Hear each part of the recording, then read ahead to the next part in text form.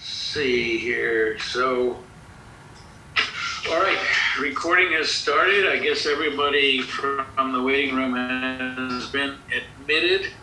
And so we're going to open Monday, March 14th, 2022, meeting of Norton Conservation Commission.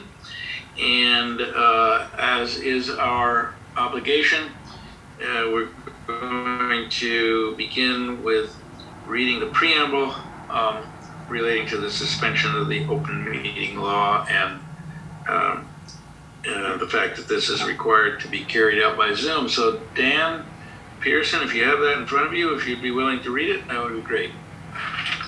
Yes, happy to. Pursuant to Governor Baker's March 12, 2020 order suspending certain provisions of the open meeting law, GL Chapter 30A, Section 18, and the Governor's March 15, 2020 order imposing strict limitation on the number of people that may gather in one place, this meeting of the Norton Conservation Commission will be conducted via remote participation to the greatest extent possible. Specific information and the guidelines for remote participation by members of the public or parties with a right and or requirement to attend this meeting can be found at the end of the agenda. Members of the public attending this hearing/meeting virtually will be allowed to make comments if they wish to do so during the portion of the hearing designated for public comment by raising their hand virtually or pressing *9 if participating by phone. No in-person attendance of members of the public will be permitted.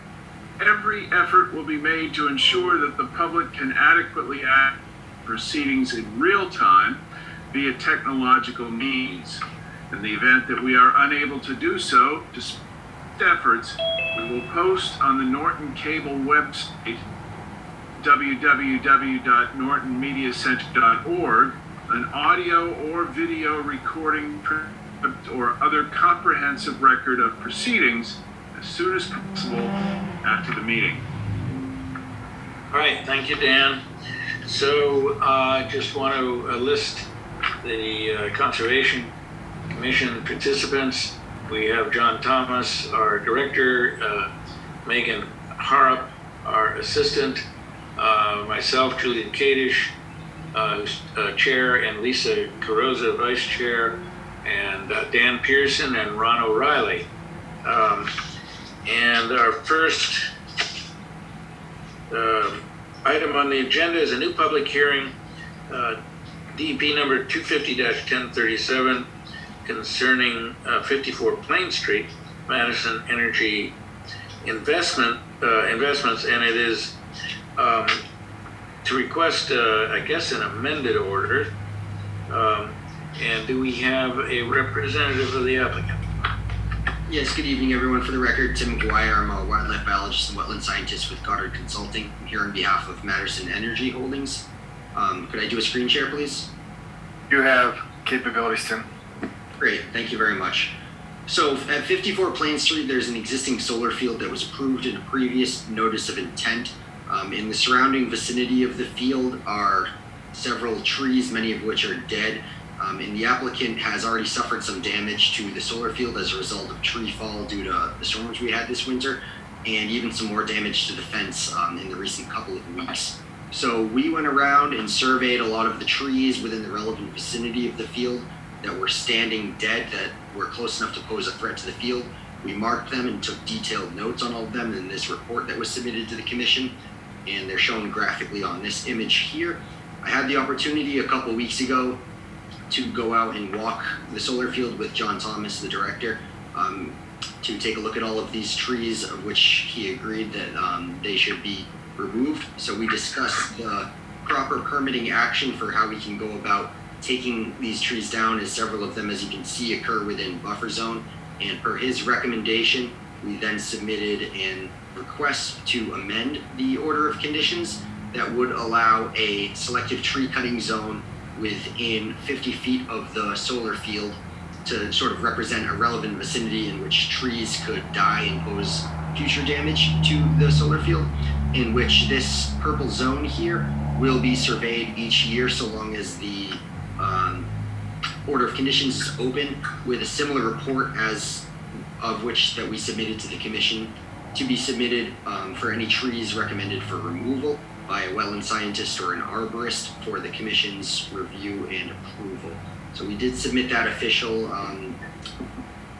request to amend the order of conditions. Butters were notified accordingly. I submitted the proof to John. It was posted in the local newspaper as well. So it is our request of the commission to allow this amendment so that we can take out those trees and prevent further damage to the solar field. Happy to entertain any questions or concerns. Thank you. All right. Any questions from members of the commission? So, Tim, can you just remind us what was approved initially? Because typically they'll come in and tell us that they need a clearance envelope, up to the fence line. So, what was it that was approved in the original notice? There was no specific clarification in the order of conditions that allowed for tree removal in the future or in perpetuity to address any dead trees that might pose a threat.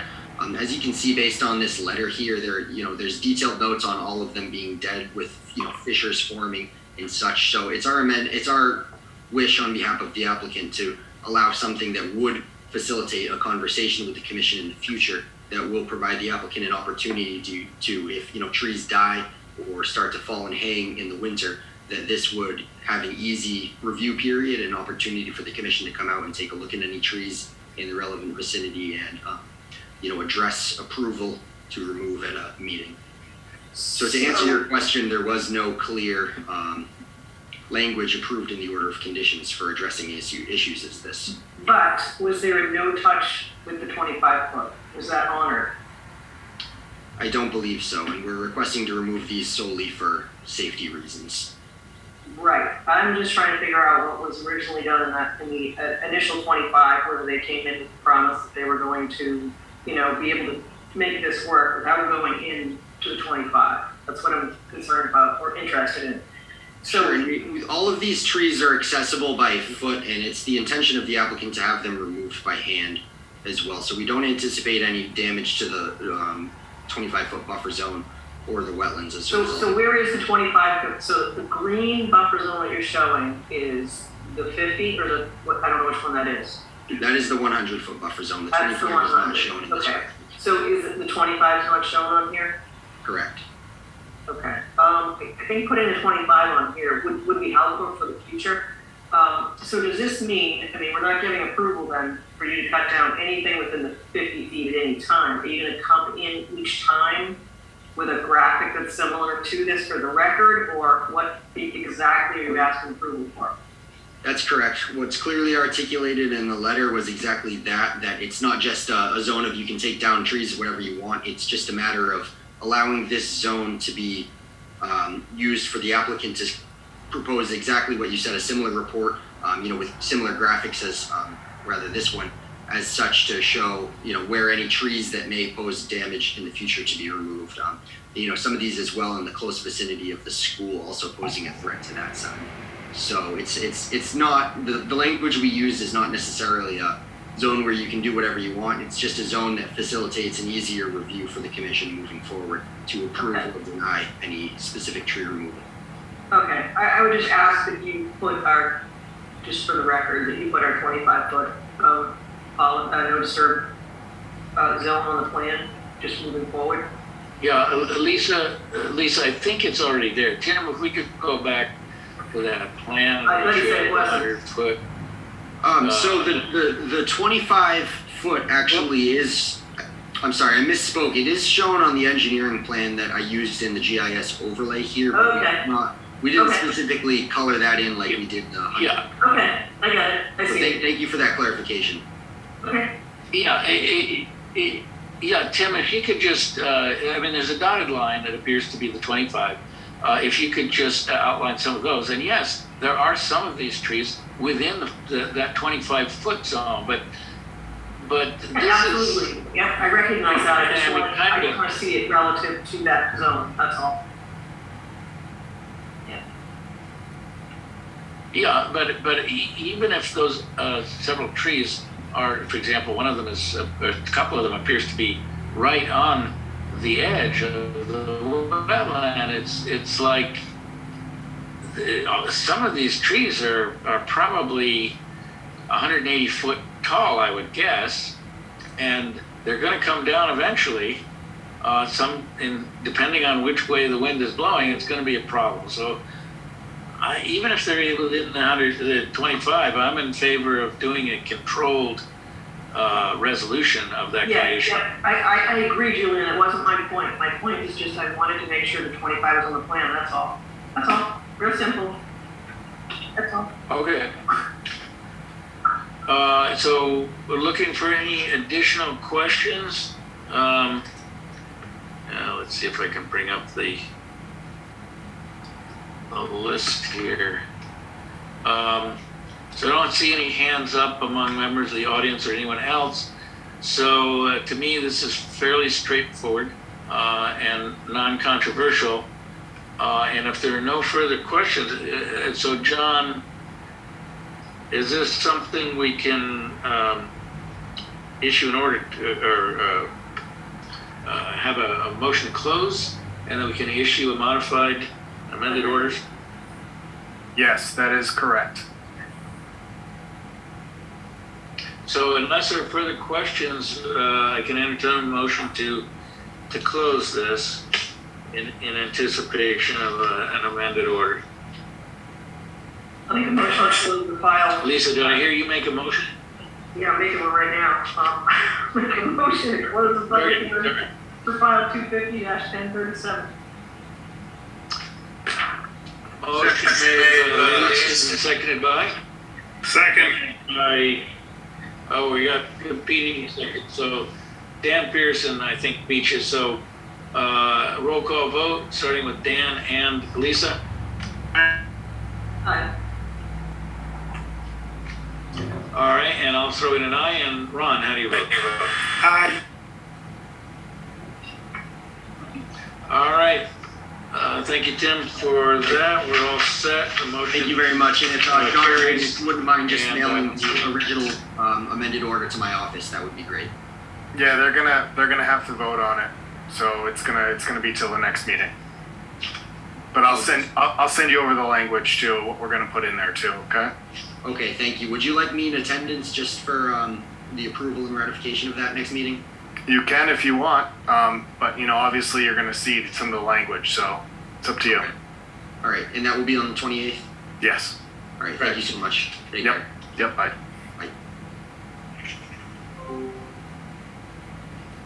Next item is on number 250-1070. And that, where do we stand with that? I did not see any new information on Google Drive, so what do we have with that? There is no new information on Google Drive. I received word that their engineer who's doing the design has been in the hospital on and off. So they're delayed, so they need to basically request a continuance. John Chesia is going to be prorated for some more peer review work, so we're just waiting to receive a check for that as well. But that's kind of the status of it right now. So they request a continuance. All right, well, we'll hope for a quick recovery of their engineer, and we can entertain a motion for continuation of this hearing until March 28th. I'll make that motion. I'll second. Motion made by Lisa, seconded by Dan, for continuation of file number 250-1070 until March 28th. A roll call vote, starting with Dan and Lisa. Aye. Aye. I'll throw it in. Aye. Excellent. Motion carries. File number 250-1070 is continued until 3/28. Next item is file number 250-1093, notice of intent for 70 Oak Street. It appears that they have requested Um, okay, I see a chat from Kevin Soley. So does this involve 70 Oak Street? Maybe Kevin, you can unmute yourself and tell us what that chat is about. Kevin's here for 196 Mansfield. Okay, all right, so for the moment, we'll dispense with 70 Oak Street, which requested continuance until 328, file number 250-1093, and we'll entertain a motion for that. Make that motion. Second. We have Lisa making the motion and Dan seconding it for continuation of file number 250-1093 until 328. So roll call vote. Dan and Lisa, how do you vote? Aye. Aye. I'll throw in an aye. And Ron, how do you vote? Aye. All right, the motion carries. Our next item is 93 Mansfield Avenue. That's file number 250-1096. This is an ongoing ANRAD waiting for spring to happen. So hopefully that won't be too long, but they request a continuance until March 28th. So we can entertain such a motion. I'll motion to continue file 250-1096 to the March 28th meeting of the Conservation Commission. Second. We have a motion made by Dan and seconded by Lisa for continuation of file number 250-1096 until March 28th. Roll call vote starting with Lisa and Dan. Aye. Aye.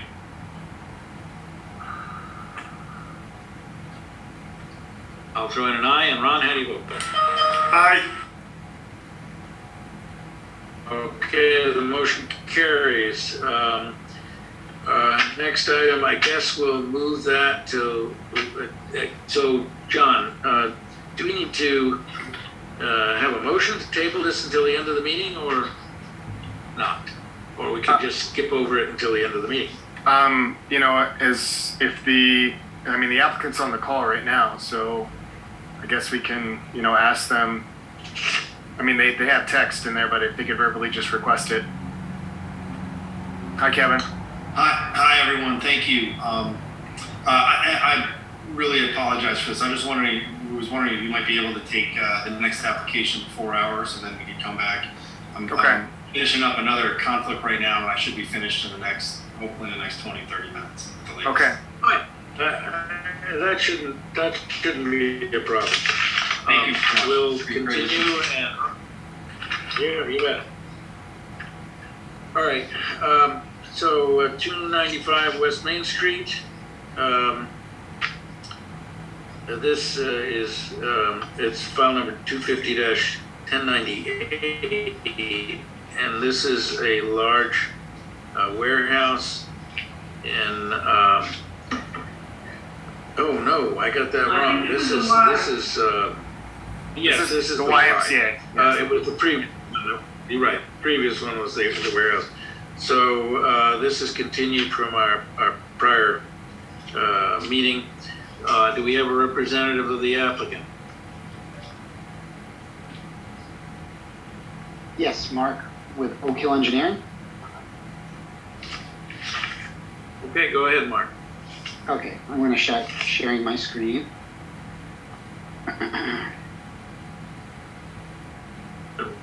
So we incorporated the comments from last meeting. Per the comments that we had, one of the comments was to update a detail to show the stone shoulder level with the road so that there's no raised edges or vertical fills within the flood zone. We updated the elevations of the site. Before it was on assumed datum. We updated it to be on NAVD 88. We also updated on the north part of the site, we added a 8-foot long wash stone housekeeping pad so that it would collect any sort of siltation or any sort of fines that come from the upper road, so it doesn't constantly get onto the new pavement. And we were able to, we got the DEP number, which we were missing at the last meeting, and we submitted the stormwater report and checklist. All right, so that's, you're all set, Mark? Yes, yep. All right, so I think we can ask any commission members if they have questions. And if not, we can ask any members of the audience if they have questions. You can either raise your hand through the reactions button or just speak up. And I mean, this is a fairly non-controversial project. It's actually, in my view, going to be a substantial improvement with regard to wetland protection and just utilization of that site for the activities that are taking place there. So unless there are further questions, so question to John Thomas, in your assessment, everything is all set for this. Are you comfortable with this? I mean, one of the questions from member Carosa last time was with the FEMA floodplain. So I think she wanted that on the plan. It looks like they superimposed that on here. One of the major concerns for any project of this nature is just to make sure that, there is no net increase of fill material on top of an area within the floodplain. So that is kind of the only concern that I would have, just to make sure that whatever's being placed in that mimics exactly what grade was or previously. So that way there's no net increase for any sort of disturbance. So in light of her comment last week, I think that would be something that we just need to make sure, obviously, as this project progresses, that it stays in compliance with that as it progresses to the project, and then the as-built will provide surety that those elevations are not, or they conform to what pre-existing conditions were in those areas. So Mark, what's the elevation of the flood zone? If you could zoom in, I can't really follow it. So it's 95.3. Okay. So John Thomas, I think we just need to add a condition that shows, that no fill, there's really no, I don't think you're proposing any fill in the flood zone, right? So there should be no change to existing grades. So in the end, when we get the as-built, we should not see any fill. In that area. Right, in the flood zone, correct. Yeah. And that elevation was what again? 95.3.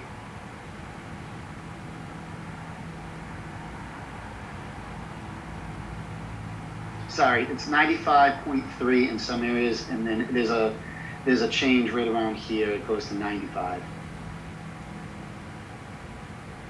I can pull up the FEMA map. So your roadway cross section is looks like it's telling the contractor that it's no fill. It's back to grade. Exactly. Yeah. And what I did to ensure that, at every 50 feet we have a spot elevation and a station so that they can grid themselves in that. And we also have benchmarks at every telephone pole, so they can't say that I put a benchmark too far away. Thomas, do you think that's enough? I mean, I guess when you have the kickoff meeting, pre-construction meeting, we should probably have it in the findings, and we should stress that. Yeah, it's going to be in the top section. Yeah. Okay. Yeah, that's my plan. And just to basically, I think for this one, I may request just an ancillary elevation certificate for the roadway, just to make sure that, for instance, the whole entire area is outside, any sort of concern areas that we may need. So that's just the thought too. So. Okay. All right, any further questions from anyone out there? If not, I'm assuming, John, that this can have a motion for closing the public hearing. That's correct, and obviously we can generate some conditions, that way the commission can review for the next meeting. So, All right. motion to close the public hearing for file 250-10098. I'll second. Yeah. All right, motion made by Lisa, seconded by Dan Pearson to close the public hearing. So we'll go again, roll call vote, starting with Dan Pearson and Lisa. Aye. Aye. I'll throw in an aye, and Ron, how do you vote? Aye. All right, motion carries. Public hearing for 295 West Main Street, 250-1098 is closed, and we'll be entertaining a order of conditions for our next meeting, which is on 3/28. So I guess the question is, do you think Kevin's still involved with this other hearing? If so, we can go on to a couple of orders of certificates of compliance, and then our minutes. What's your thought, John? Yeah, sure. If that's kind of what the commission wants to do, I think we can do that. Well, it's a matter of if Kevin's still in the middle of his other obligation. I think he said he was going to be, what, half hour? 20 minutes to a half hour? All right. So let's wrap up these other issues. He'll certainly pipe up when he's set. I'm kind of drowning in paperwork here. So the next item is a request for a certificate of compliance for 185 North Washington Street from way back there, file number 250-34. And this is the horse farm. Is that correct? Or it's kind of a combination of horse and cow farm on North Washington Street. On the other side of 495 from the, excuse me, the bulk of down or north. That sound right? Yeah, I'm gonna actually pull up a map. Give me 1 second. Excuse me, does that even predate you? Oh, no. There are things that predate me, but that one I remember full well. Wow, so were you around like when the first one was issued? No. I came to town in 1980 and got on the commission almost immediately. So, Rhett, when this was number 34, what's your guess? Were you in the 20s? It was, I can't recall, but I mean, this is related to 495. I don't think it's really, and when I first came here, 495 was being constructed. And so this relates directly, I think, more to 495 than any activity on the farm. Yeah, so that's kind of my assessment of it. 495 was basically under construction, and they were proposing to put a pond at this location, kind of actually where the building is with their trailers and whatnot. I tried to ascertain what was the story with the pond, because from when they received the permit to kind of, I guess, when they sold the property, there was no pond there. And that's kind of the concern that I had was, did they ever actually construct the pond, or was it a sedimentation basin or something of that nature? So that's far removed from 75 to currently, where we're at now. So I just don't know what the history is behind that. I tried to kind of figure out, based on aerial imagery, what was going on in that location, but I don't know what the commission's thoughts and feelings are on this, but the permits has far expired, and I don't know what the intent was for the property at the time. So I just don't know how we can provide a certificate of compliance for something that may have not even been built. I just don't know, because I can't seem to find documentations that states that it was built. But John, what were they proposing? They were proposing a basin. I don't know if it was a sedimentation basin or just a basin, a pond. And it was supposed to offset, they weren't doing, it may have been a mitigation project at the time, but it was filled in before the transfer of ownership to the couple hands of the owners that had this property.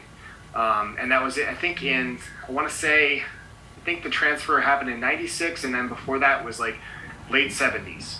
So this land presumably was part of either state or federal taking. It was, the yes. The construction of 495, and the applicant presumably was The Commonwealth. the Commonwealth. So I have no recollection of ever hearing any discussion of activity on that parcel. I mean, there are later requests or orders of condition relating to the buildings that were placed there, I thought. I remember one too. I forget what it was. Yeah. But Yeah. So I think the actual application predates when I was in town, because I came to town in 1980, and you're saying this was issued in 75. It was sometime around then. I don't know the date off my hand, but it was definitely it was on the docket at that time. I have a plan from, I want to say, mid 70s that shows them proposing some sort of detention pond or some sedimentation pond. I don't really know what the intent was for the project, because all I have is a plan. I don't have any sort of documentation or application that says the purpose for that structure or that ponded area being built. The applicant was the MassDOT? It was Commonwealth of Massachusetts. Okay. So we don't today see any problem at that site, right? No, I mean, I don't have any issues. I mean, it was an upland area at the time. So, I mean, they were going to create a pond within an upland area. So I just don't, it was all gravel basically when I was looking at the areas. So, I mean, it's not even in our jurisdiction. I just don't know what the application was for. I think it was for a larger project. And it was accommodating, the 495, construction, and it was just part of that parcel that was 7.5 acres that they took. Yeah, Well, it's come up in the past when it's been sold. I assume the state sold it, right, to this, whoever owns it now, right? Right. So, but this never came up as part of the title search over the years? I guess not. I mean, it's coming up Yeah, now. it may not have been recorded. Yeah, but it's coming up now, right? So that tells me it was recorded. That's just what's odd. I'm sure it's changed hands, obviously, at least once from the state to whoever owns it now. So I'm surprised it wasn't flushed out then. But anyway, okay.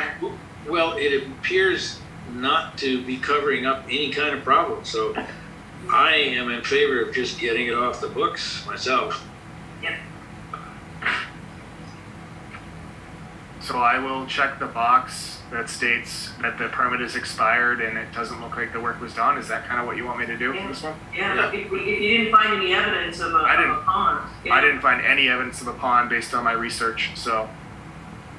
Yeah.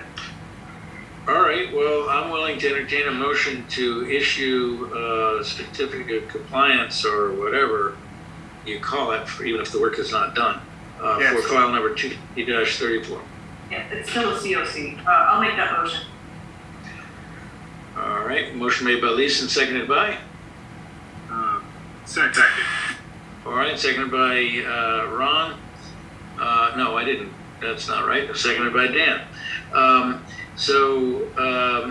Roll call vote again, Lisa and Dan. Aye. And Ron? Aye. And I'll throw in an aye, so the motion carries for certificate of compliance for 185 North Washington Street. And our next item is certificate of compliance for 241 Mansfield Avenue, file number 250-903. So maybe you can give us some details on that one, John, because Sure. I didn't find info on that. So yes, so this one's the same kind of scenario.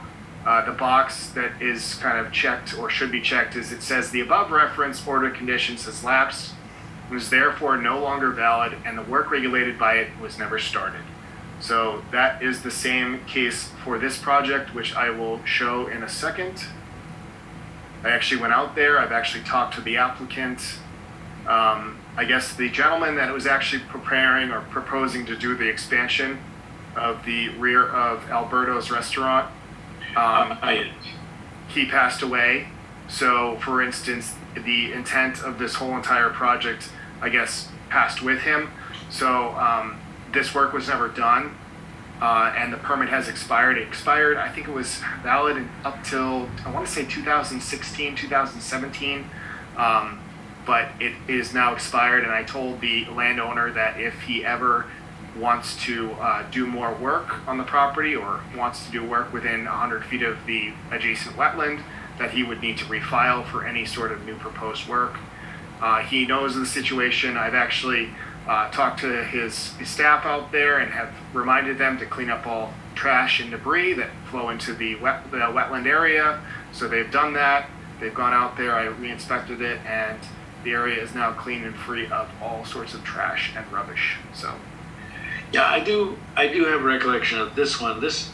I think the owners made a mistake and cleared all the way down to the reservoir, and that was cited as a violation. And then this application was as a proposed remedy. But what took place instead is the wetland vegetation, as far as I know, just grew up to correct the problem, and I think that's where we are now. yeah, the wetland has actually expanded based on this site plan and where the resource area boundaries are.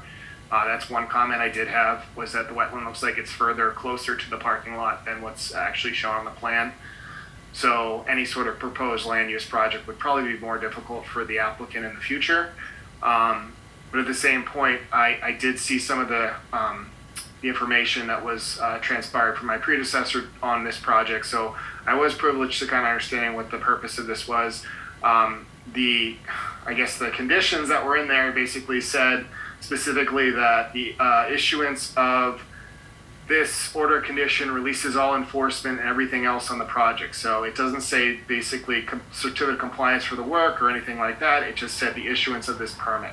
So based on the order that is written, I don't have any issues with it because that's the way it was written. So, that's kind of the story that I have to tell on this one. So wait, let me just hold on a second. So this was mitigation. I do remember they cut some trees down. Right, so they cut some trees down, but I don't think mitigation was ever proposed for this project. But specifically in the order itself, it says that by filing this permit, it releases the enforcement that was on the property at the time. So I don't know why that was written that way. Maybe because they were going to restore it. Did this show restoration? I do not see any restoration on this. It was not. I think they cleared some of it, and they were told that was not allowed. They wanted to create a summertime outdoor dining area with a vista view, and then they were going to propose construction to address that, but that was not an essential part of their ongoing business, so I guess they never really got to it. I just want to make sure that this wasn't part of or in conjunction with the enforcement order, mitigating the effects of what they did out there. I read through the order. I didn't see any discussion or topic of mitigation or proposed mitigation. The issue that I have was that, you shouldn't put in the language that says by filing this application, it releases the enforcement. It should be that, for instance, getting a receipt of certificate of compliance for the work or for mitigation would release performance of mitigation would release the enforcement order, because whatever was done as part of that, that's by the language itself, it doesn't tell me that there was an infraction on the property. It just says there was an enforcement order on the property. It might have just been minor because they filed for something to offset that on a minor scale rather than a major scale. So I don't know what the issue was entirely. I just know that I saw some pictures of trees being cut and some brush was being decimated. That's all I can gather from. So can you zoom in for a second? I'm just trying to get the gist of what was proposed here. Was it just looks like a stormwater basin? It's a proposed drainage plan. Right, so the intent was, this is all the bituminous concrete that exists there now. Currently, there's probably about a 10-foot wide gap of gravel now. The rest of it's kind of revegetated, and the wetland has actually expanded kind of up to where the toe slope is for this grade right here, the 107 contour. Is that far up? Oh yeah, it's creeping. Yeah, I saw some standing water over here too. So, and I saw some red maples established over there too. So, it's right next to the reservoir. So, it does flood out. It could be also snow melt from what I was seeing, but at the same point, this area currently has some established vegetation right here. But the area itself, I don't see any proposed mitigation. I think there was a proposed erosion and sedimentation for the proposed infiltration basin, and then they were going to expand the gravel parking lot. But I did not really see kind of the this being the exposed area. It was more like over here that was being exposed. Yeah, I can comment on the change in the wetland area. When I first joined the commission, in fact, when I first moved to this area on the reservoir, which was around 94 or so, the gates on the dam were breached and were basically permanently open. So during the summer, the water level of the reservoir would fall precipitously. And but then we undertook a program to, once the town gained ownership of the reservoir after, I think it was 1986, we undertook a program to repair the gates.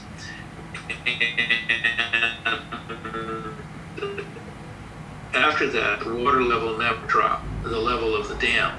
And so I can see how gradually, over time, more wetland species would have come in around all the areas of the shore. And I think... It's only 12 years, right? 10 years. 10 years from when? Well, from the time of this plan? Yeah. That's a dramatic difference. So my only concern is, the permit expired, right? My only concern is someday somebody picks this up and says, oh, look, that's where the wetland was in 2012, but they would have to reflag it no matter what. Oh, yeah. If they came before us, yeah. Yeah, Okay. There's no question the water level has never dropped during the summer the way it used to drop when the gates were basically totally destroyed. And now I guess they have even new gates because we just repaired the shaft so that we could open and close them then. And then with the rehab of the dam, there are now new gates, as I understand it. Is that correct? Yes. Yeah. So I think that just reflected differences in the reservoir level management. But getting back to the original issue, the work was never done. The whatever cutting of wetland woodlands go spontaneously grew back, and we can issue an order, a certificate of compliance on this. I will make a motion to issue a post certificate of compliance for 250-903. Second. All right, motion made by Lisa and seconded by Dan for issuing file number 250-903, a certificate of compliance for 241 Mansfield Avenue. Roll call vote, Lisa and Dan, how do you vote? Yes. Aye. Aye.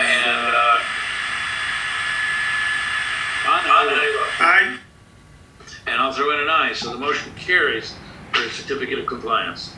And it looks like Kevin is back. Just to confirm that certificate of compliance will check the box. The above reference order condition says lapsed and is therefore no longer valid, and the work regulated by it was never started. I agree. Okay. All right, we're on 196 Mansfield Avenue, file number 250-1097. Kevin, tell us your thoughts. Thank you, members of the commission. Director Kevin Soley, licensed professional engineer in the Commonwealth with Soley Engineering offices located in Norwood, Mass.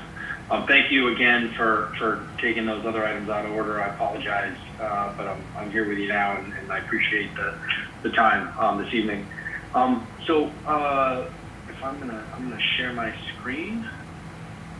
This is obviously the continuation of a hearing from the last meeting where we talked about the proposed industrial facility at 196 Mansfield Ave. At our last hearing, we kind of went through a presentation on the project and discussed it in pretty good detail. We did have a couple comments that kind of arose out of our discussion. I wanted to touch on those tonight, and then we also were able to provide a response to comments to the peer reviewers' comments, Amory Engineering. We actually spoke with them this afternoon, and we were able to complete a couple of their, address most of their concerns.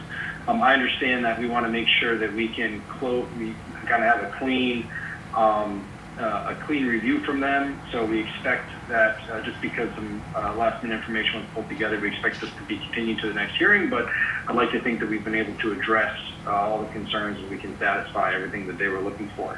So just to reorient everybody, obviously the site's located at along Mansfield Avenue, just north of the other large industrial development here. So we're proposing a 100,000 square foot industrial building. First, to touch on some of the comments that the commission had, or the commission had at the last hearing. There were some comments about the plantings along the detention basin and making sure that there was sufficient there to accommodate those. We reviewed those. Our landscape architect looked at those. There's more than adequate room to accommodate those. There was some discussion about adding our soil erosion sediment control measures on our grading and drainage plan, which we've been able to do. Those are shown on here. We are able to demonstrate that we have sufficient room to install those measures and to construct the proposed grading slopes and retaining walls without impacting that 25-foot no-touch buffer around those on-site wetlands. So it's shown on the grading and drainage plan. We've also actually added it to our phased SD soil erosion sediment control plan. You can see those here, our proposed grading and where that interaction is with our proposed retaining wall, and we're able to make sure we have that buffer.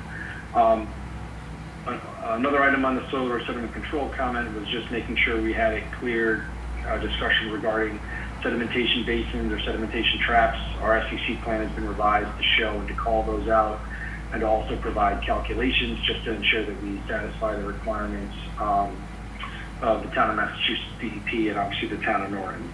So I think we've been able to address those. There was a comment obviously about showing our overall earthwork activities, and that we did add a box to our grading and drainage plan up in the corner here. The site does require approximately 12,000 yards of import material in order to satisfy some of the separation requirements needed for stormwater and things like that, but we did obviously have that information. And then in response to the comments issued from the Amory engineers, as I think we discussed at the last hearing, they had some comments regarding some of the test pits conducted and verifying that, we fully evaluated depth to reduction, morphic features and things like that. We're able to conduct some additional testing last week and confirm a lot of our assumptions and also establish some of those limits.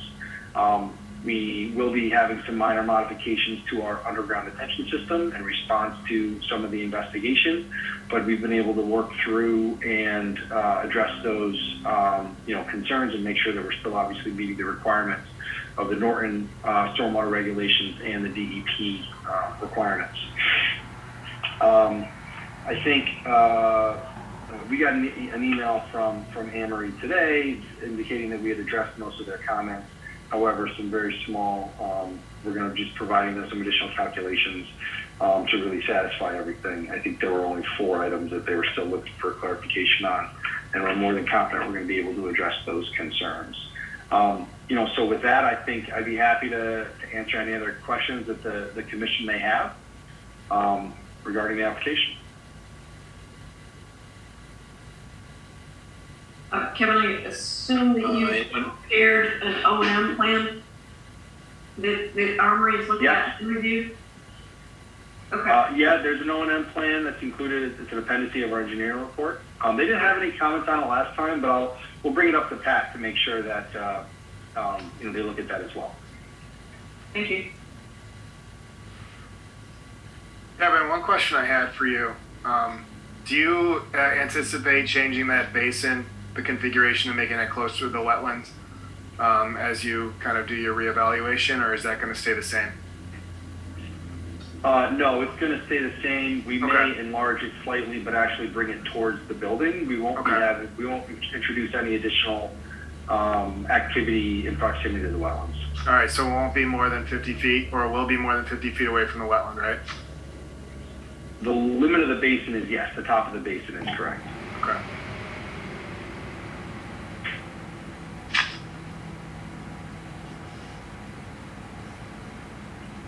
Any further questions? So there is, the paperwork I got, there is a long-term maintenance plan provided. And so, John, I assume you can share that with Lisa if she wants to review that. Making sure. So any further questions? And so, John, I'm assuming this is going to require a continuation because there's still peer review activity going on. Is that a fair statement? Yeah, I mean, I think they still have some more, subsurface investigations and things to do. Is that right, Kevin, or no? We actually completed the subsurface investigation last week. So all that's complete. We're just refining some calculations based on both of those findings. So yeah, they need to present new information that's going to accommodate that, and then Pat needs to basically make sure that all that stuff's buttoned up. But I think we're very close. We're very, very close to kind of making this more finalized and for them to be in compliance with all the requirements. All right, so I assume the 28th of March is acceptable for a continuation date, Kevin? Does that sound right? It is, yes. That'd be great. We're actually hoping to have all these addressed and memorialized next week. So that'd be great if we could accommodate that schedule. And I think in anticipation of that, I will start drafting up the order of conditions ahead of time for this one because it's going to be quite a bit of stuff. Okay, so even a possibility that we could review it and vote on it next time, or is that a little too optimistic? That's optimistic, but that's what we'll hope for. Okay. All right. So unless there are further questions, we can consider a motion for continuation of file number 250-1097 until March 28th. Mr. Chairman, I'll make a motion to continue file 250-957 to the March 28th meeting of the Conservation Commission. Second. And we have a motion made by Dan and seconded by Lisa. Roll call vote. Dan and Lisa, Aye. and Ron, Aye. and I'll throw in an aye, so the motion carries. So we'll talk to you next meeting on March 28th. Thank you very much. You bet. So next item is a draft minutes on February 28th. I did not see anything startling in them. I just had a couple of comments on, let's see, what number? Lisa, I'll make those adjustments that you requested in via email too. So I'll make those adjustments. Yeah, there's a couple others I have. All right. Let's see, it's on DET 1120. Oh, it's B, sorry. So it should be effluent, not affluent, that comes out of, it's talking about the septic, sorry, septic system. So it should I say don't know. affluent.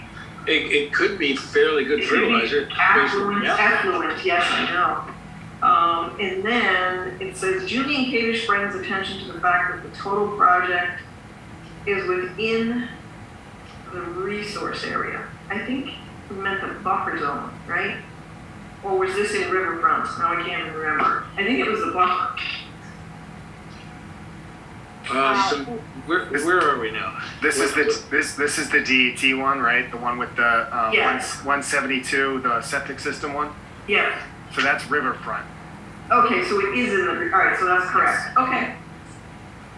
Because it just says the whole thing's in the resource area. And I was like, oh, all right. I thought it was just a buffer, but okay. Yep. And Riverfront is a resource area, but we Yep. should specify. Yeah, no, that's okay. That's what he said. I'm just making sure it wasn't just a buffer. And that's, there's one more on page 6, 70 Oak Street. Let's see. It's the, let's see. Ken Thomas says they have also increased the size of the mitigation area to accommodate more, is this supposed to be flood storage for the landowner? It says flat storage. Okay. Was it supposed to say flood? I thought they had said flat, but it must have been flood. It's supposed to be flood storage. Okay. Okay. All right, go ahead.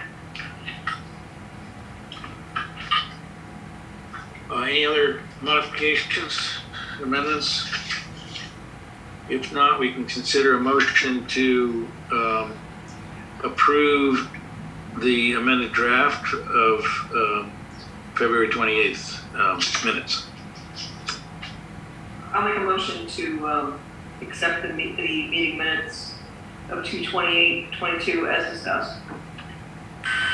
Second. Motion made by Lisa, seconded by Ron, to accept the minutes as amended. Roll call vote, starting with Lisa and Ron. Aye. Aye. And I'll throw in an aye. And Dan, how do you vote? Aye. Excellent. So I don't have access to the next two sets of minutes, No. which is fine. And so if there are any, so I'm going to sign off unless there's something else we should cover before you guys discuss those minutes. So yes, the town has requested us to allocate $3,000 to pay for Megan and I's salaries for the next fiscal year. So if the commission is acceptable and amenable to that request from the town, please vote on that. This happens every year, and the question is, how much is in our available funds? So currently, right now, we are depleting our funds because we are paying for a couple exterior cases, but we do have sufficient funds to allocate those funds right now. Megan, how much money do you think we have in there right now? Probably 11,000. Oh, all right. And they're asking for how much? 3. They asked for 5. I told them 3. Well, we've had this conversation many times, being a team player. Mhm. So, comments from everybody? Why not? I think 3 is reasonable. Well, we Yeah. also have some other things to pay for too that are unexpected as we move forward with some cases and whatnot. So I don't know what the amount of money that we're going to have to allocate to those responsibilities are going to be either. So I just want to give ourselves $2,000 of extra breathing room in case. But the good news is the fund continues to have deposits from ongoing activity. Is that a fair statement? It does get deposits and it also gets depletions. Yeah. So John, we should revisit it. Just because we do it every year doesn't mean we should be doing it every year in light of what our financial situation is with payments.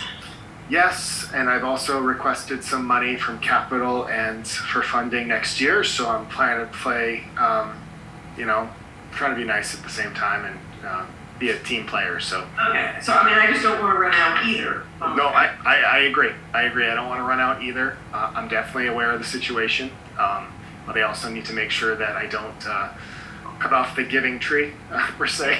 Yeah. So. Yeah. No, we reassess it every year depending Yep. on what's incoming and then outgoing and what the situation is. So. Right. Okay.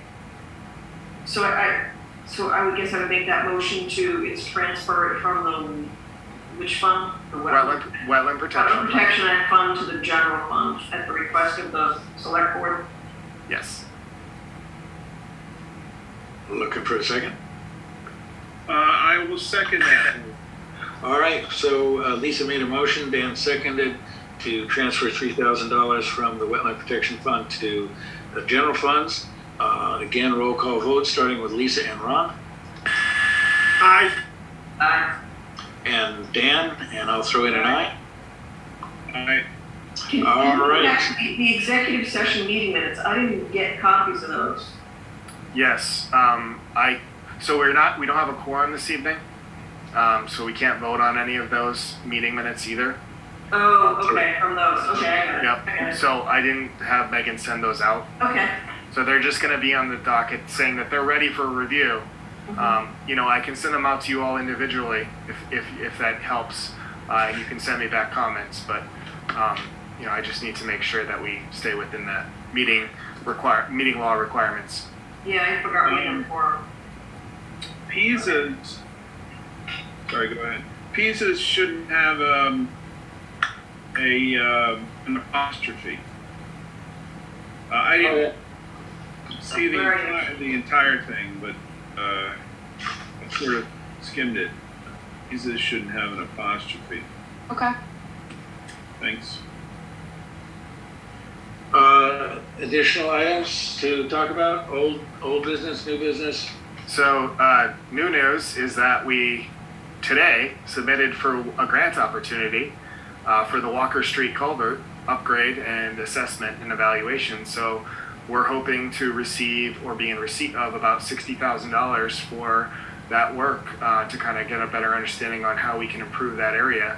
And we're going to be hopeful that that works. And today I met with Capital for requesting some funds for Edith Reed improvements and also for baseline monitoring for 10 conservation properties that we have in just to keep Jennifer's aspirations going for what she was projecting. So that is kind of the updates that I have for the commission with regards to projects and stuff.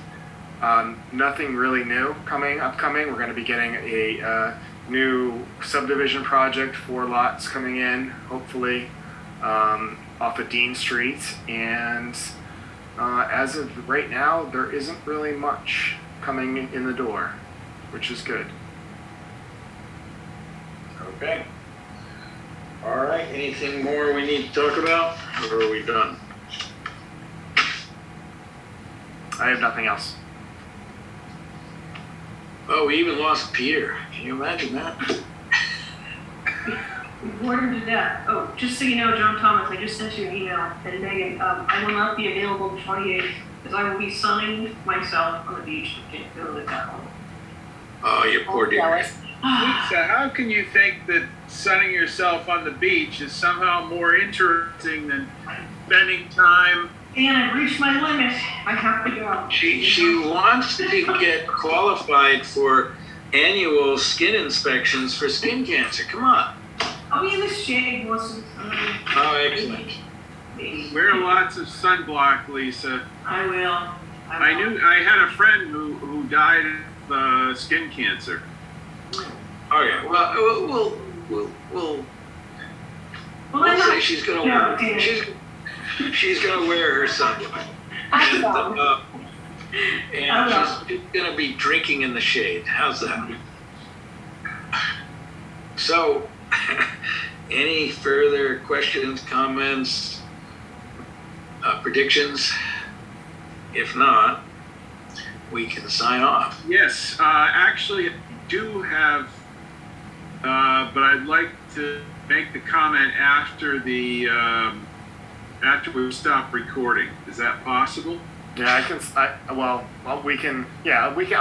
I can keep it open. Okay, so a motion to adjourn accepted, and we'll adjourn with a thumbs up, and then you can talk about your Recording stopped.